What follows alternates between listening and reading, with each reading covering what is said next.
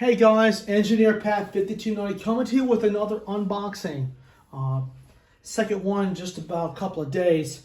I'm going to leave the bridge for last. I'll explain about that in a second. But I have a new piggyback car that's by Atlas. I actually found a container at the train store to fix the broken trailer. And I actually happened to find the matching one right in the discount box. And this is an Atlas, so I've been able to find some parts right in there to fix a complete unit. So this one's going to go through a rebuild. And Buster will definitely be getting this one because he needs more flat cars. So this one's got the double trailer, and it's going to get brand new Rapido parts as well. Real nice little piece by Atlas. Here's another piece that was kind of cool. It's a cylindrical hopper, and I think this is an Atlas, and that's going to need some new parts. So a couple of more pieces that the shop will work on. Now, I've unboxed one of these before. This is a bridge to actually replace the one that was on the layout. And the other bridge bit the dust. The board fried in the other bridge. So I said to myself, it's time to go and get a new one. And this is the N-Scale Easy Track bridge with the blinking light on it. This is one of my favorite Bachmann accessories.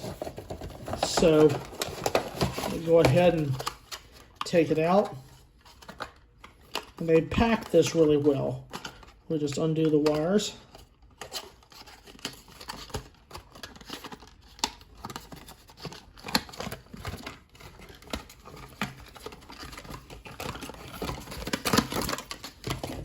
And there it is. So this bridge will immediately go into service. The old one has been taken out, and it will now be replaced. So the good thing with Bachmann accessories, guys, they're easy to install. You just hook it up with the track and it's done. And the way this works is, I know Trayman 1993 has a couple of these.